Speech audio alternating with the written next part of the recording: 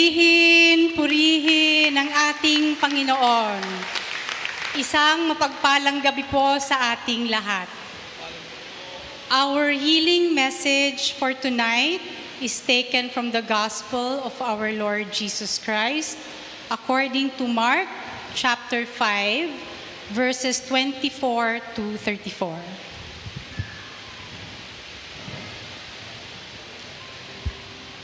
So Jesus went with him. A large crowd followed and pressed around him.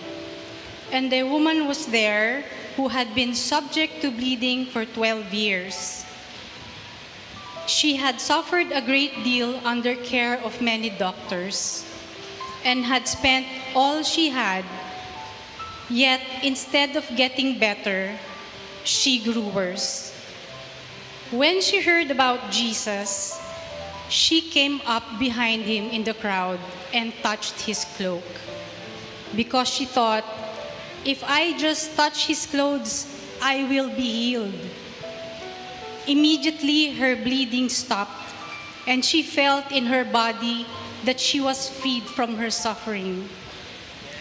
At once, Jesus realized that power had gone out from him. He turned around in the crowd and asked, "Who touched my clothes?" "You see the people crowding against you," his disciples answered. "And yet you can ask, 'Who touched you?'" But Jesus kept looking around to see who had done it. Then the woman, knowing what had happened to her, came and fell at his feet, trembling with fear. Told him the whole truth. He said to her, "Daughter, your faith has healed you. Go in peace and be freed from your suffering." Sumama naman si Jesus at sinundan siya ng napakaraming taong nagsisiksikan. Ano pat halos maipit na siya. May isang babae roon na 12 taon nang dinudugo at lubhang nahihirapan. Marami ng manggagamot ang tumingin sa kanya at naubos na sa kapapagamot ang kanyang ari-arian. Ngunit hindi siya napabuti kahit kaunti, kaya't nakipagsiksikan siya hanggang sa makalapit sa likuran ni Jesus. At hinipo niya ang damit nito, sapagkat sinabi niya sa sarili, "Mahipo ko lang ang kanyang damit, ay gagaling na ako."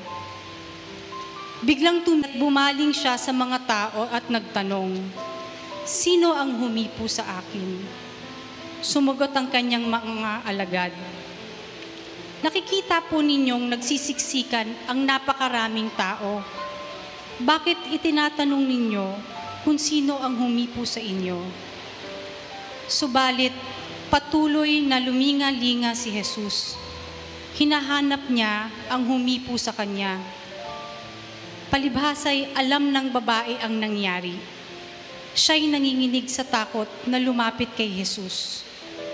Nagpatira pa at ipinagtapat ang buong katotohanan.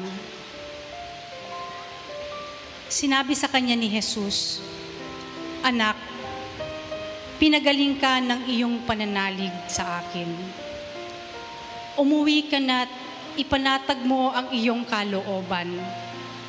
Lubusan ka ng magaling sa iyong karamdaman." Ito ang mabuting balita ng ating kaligtasan. Ang pamilya muna.